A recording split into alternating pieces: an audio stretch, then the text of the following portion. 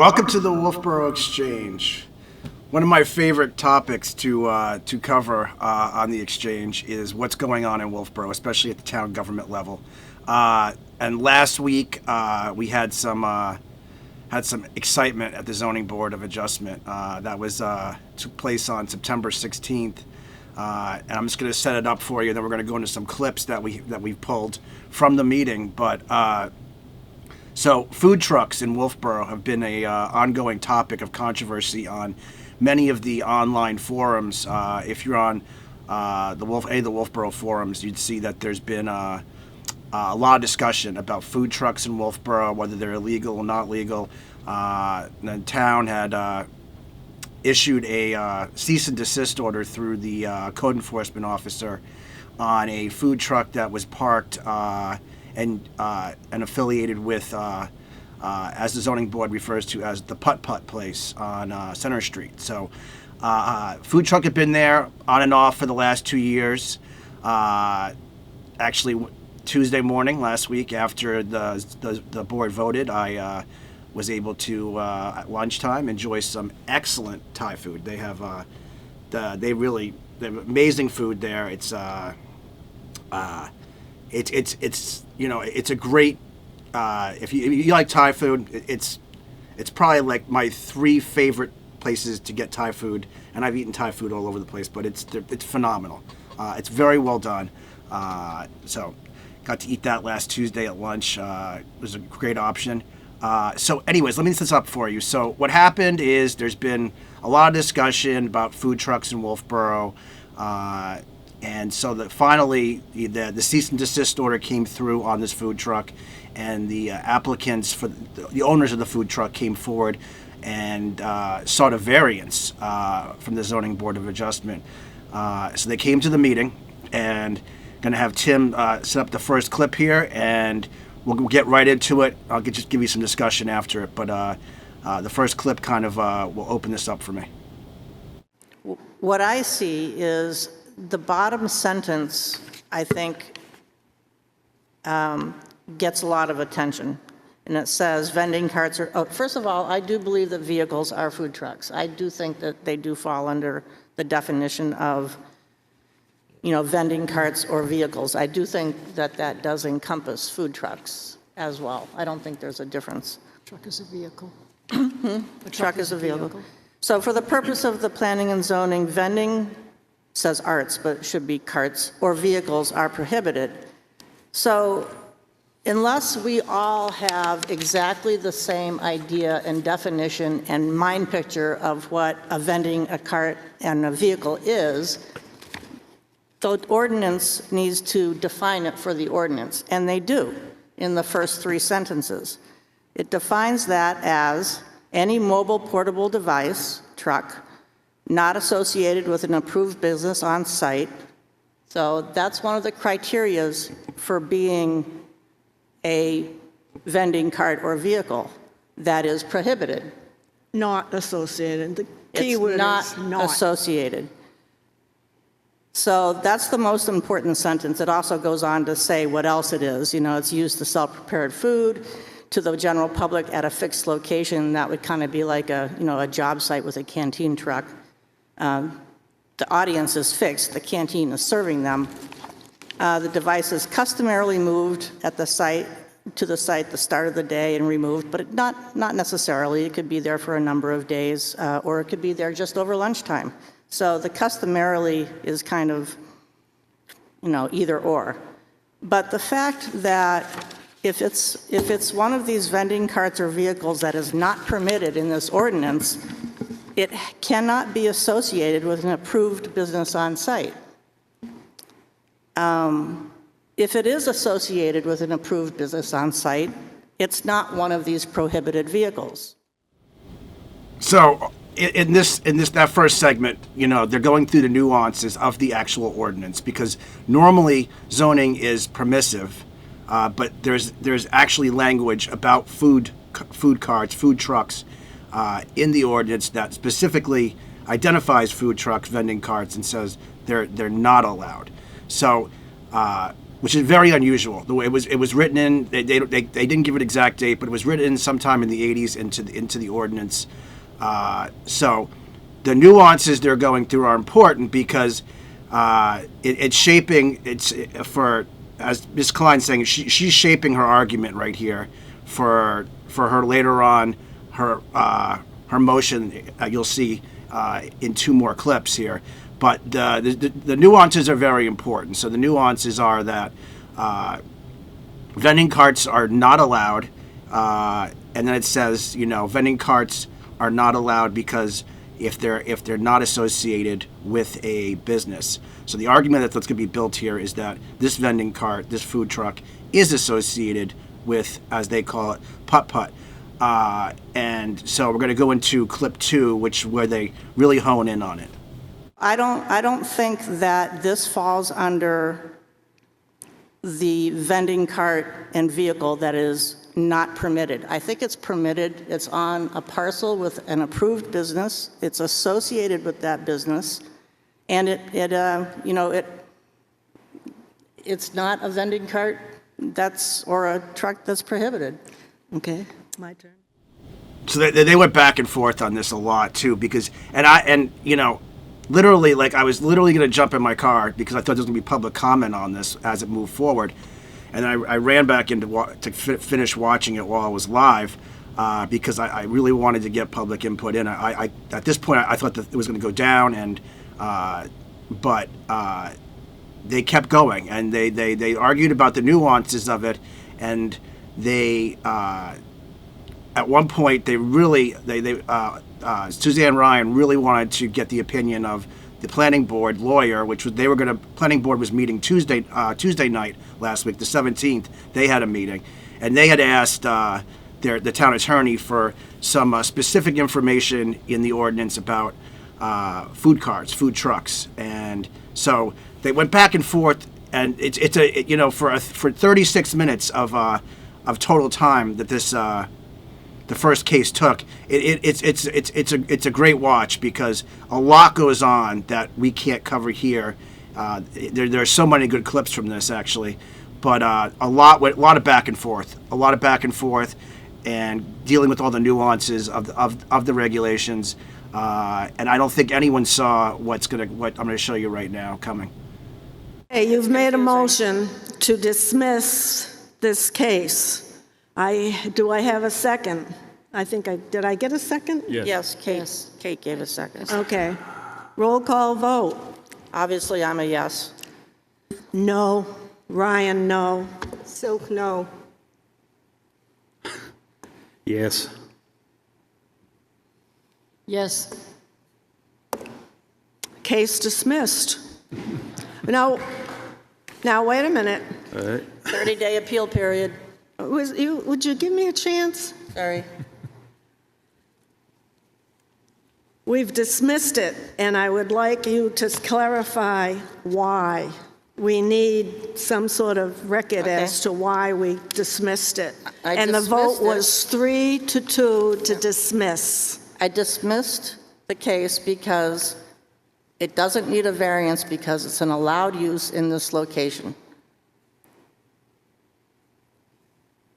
Okay. That's the Because it's associated with the business. Because it's associated with the business on site. Now, I love the conclusion of how they got. I love the conclusion that food trucks are going to be, from this moment on, temporarily until someone files a motion to have this reconsidered again, or files a petition to deal with this. Right now, food trucks again are permissible because this case was dismissed. I'd hoped for the conclusion that was reached. I think the grounds of how they reached it was in some ways proper, but also in some ways it just blows my mind, to be honest with you, because having sat through so many of these zoning board meetings where you have cases that are more cut and dry than this. I mean, the bulk of the angst and the bulk of the burden was hard to get to with where they got to it from with that 3-2 vote. I didn't see it going down that way. I saw it going down and either them opening the hearing and going through the variance criteria, and it's still probably getting ruled that food trucks are not allowed in Wolfeboro. I think it's great that it got to that conclusion. However, how it got there, I think, is going to be there'll be some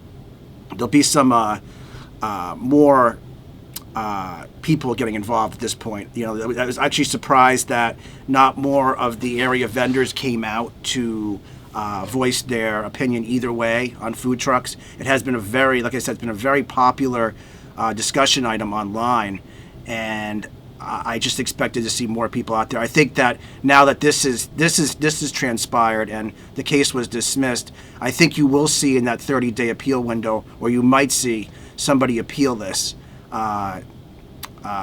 They got to have grounds to appeal. They got to be directly affected by the outcome of this case to appeal it. So it'll be interesting to see in the next 30 days if somebody does appeal it and what that means. You know, ultimately it would go back to the zoning board for the appeal, and if it stays along a 3-2 vote, then it would once again the appeal would get denied, and then what would happen if someone was really against food trucks and really against what the zoning board decided here, they would have to take this to Superior Court to have it done, to have it vetted out in a legal fashion. You'll also see on the next night the planning board kind of discussed the zoning board vote to a small extent, and they brought up the idea of basically, even though this has been granted or it's been overturned, the cease and desist order has been overturned, that the town building inspector issued, even though it's been turned over.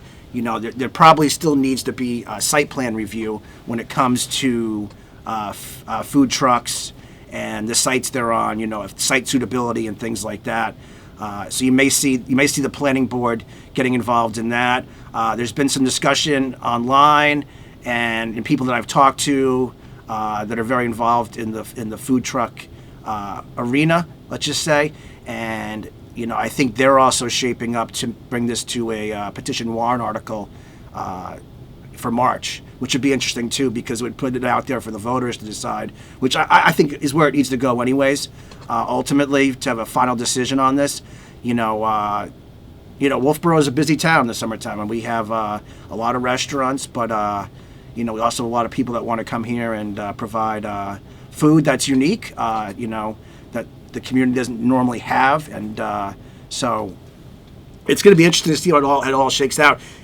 It was one of the most interesting zoning board meetings that I've seen. I did not anticipate that vote going the way it was, but I think that it definitely is going to get people talking as well, which is probably a good thing when it comes to the area and getting more people involved. Like I always say, that was a topic that's been being discussed, at length for the last couple of months, and I was surprised that more people didn't come out to this meeting, because it kind of would have been a great opportunity if it had gone to a public hearing to speak at it. So that covers the zoning board from last week, and I kind of gave you a little bit about the planning board. They also looked at it a little bit. That was on the 17th, so there was some discussion there, and I would say, if you want to get a good idea of what the whole issue is with the food trucks right now, if you watch that zoning board meeting on the 16th and follow it up with the planning board on the 17th, that would give you a really good idea of what's going on in Wolfeboro when it comes to the food trucks situation. As you've probably seen, downtown Wolfeboro is, we're in the midst of a major construction project right now. It seems to be going well, though. They're moving along. Dawson's excavation is moving along down that Main Street corridor. That project started at Pickering Corner. It's a water project, and it goes down to the bridge in downtown. This is a federally funded project, and what it aims to do is there's an aging water line that runs. Well, there's many aging water lines there in Wolfeboro, but this is one of the oldest segments. it's actually clay pipe from the late 1800s that is on that side of the road. So you'll see them digging on the right side of the road as you're coming into town, going into town. And that project is the water line, which runs just 6 feet into the road, just from the side of the curb on the right-hand side. So they're replacing not only the main water line, but they're part of this project, and part of the way it was funded is to remove any lead. So back in the late 1800s, early 1900s, and even into the mid 1900s, they used lead for some of the joints in these pipes. So the Clean Water Act and this federal project is aimed to eliminate any lead from those lines, as well as rehabilitate that line to a new pipe. Wolfeboro has a continued goal to remove infiltration and the water that we lose out of the system. So this project, started in the spring. They put a temporary water line in to feed all these buildings, and then it will keep going from now until the ground is basically frozen, or until snow falls and they're no longer able to continue the project. The goal on this project is to wrap this project up in the spring and have it repaved for the beginning of summer of 2025. So that's phase one in that project. Phase two, I believe, starts next year in the fall, and that's a sewer line project. So the sewer line actually runs down the center of the road. So when that project comes next year, you're going to see a lot more disruption to traffic. They've done a really good job of with the water project of minimizing the construction backlog with cars and stuff like that. And now that it's fall, it seems that the traffic is manageable. Getting through Wolfeboro, being able to access all those area businesses. So great project, and it's going to update that water line. You may have noticed too that there's paving. When you have construction, you got to always have more than just one main project. I don't think the town knew that that Pine Hill Road and was going to be torn up at the exact same time. So if you're trying to avoid construction, usually you can find more. When one thing's going on, there's usually others. So Pine Hill Road was repaved this past week. I think that project's wrapping up too. So a lot of projects going on in the downtown corridor. And also, I was just looking at the chamber site. So we got some area events that are happening here in the next couple days that I think you should all know about. 60th anniversary, of the Total Sale Bootleggers. That's a Friday, September 27th through the Sunday, September 29th. And that coincides with also starting that same time is the Wolfeboro Sidewalk Sale Days. That's been going on since I was a kid. But that goes on from Friday at 9 a.m. through Saturday at 9 p.m. Lots of stuff going on with that. It's called the Fall Festival. Bunch of different little events that are happening with that. Winnie Chase Regatta is also, so the Winnie Chase Regatta is also happening on Saturday, the 28th. And this is the second annual. It's, give you a little bit more information about that. That is a Brewster Academy event. It's a crew race. It's going to happen, locations, the Pickney Boathouse at Brewster Academy, 80 Academy Drive. And it's a multi-school rowing regatta hosted by Brewster Academy. The chase is a 4,500 meter head race in Wolfeboro Bay. And so that'll be interesting to see. That the first one was last year, and it was great. You're bringing rowing back to the bay. Back in, there was a race, the Winnie Classic happened back with Harvard and Yale back in the day. To protect rowers, no boats will be around in the race area, but there'll be a large open lane on the north side of the bay, allowing traffic to the Wolfeboro town docks. Marine Patrol will be out there to enforce the activities. Dare to Create Flower Festival, Branch and Bloom. That's also September 28th and 29th. 65 Federal Corner Road in Tuftonboro. And then the Kingswood Youth Center is also doing its 15th annual Chili Challenge. That's going to be from 11:30 to 2 p.m. on Saturday as well at the Foss Field Pavilion. Sample chili made by local restaurants and organizations. Cast 3 ballots for your favorite, People's Choice, and Judge's Choice winners will be announced at 2:30. $10 for any adult, $5 for children, and all the proceeds go to the Kingswood Youth Center, which is a invaluable part of the community, especially for the after school, for kids that need something to do after school. It's a great resource in the town of Wolfeboro. And we have the following weekend, there's actually a sign up on my front yard. It says the Castle Car Show. And so there's going to be a car show up at the Castle in the Clouds on Saturday, October 5th from 10 a.m. to 2 p.m. And that's 455 Old Mountain Road in Wolfeboro. So a lot going on for the fall. And we had those really nice, really warm 85-degree days. And I think those have now come and gone. And a little bit of rain last week, which we desperately needed. A little bit more rain in the forecast for this week. And all in all, a lot going on in Wolfeboro, and I appreciate you coming and watching the Wolfeboro Exchange. See you next week.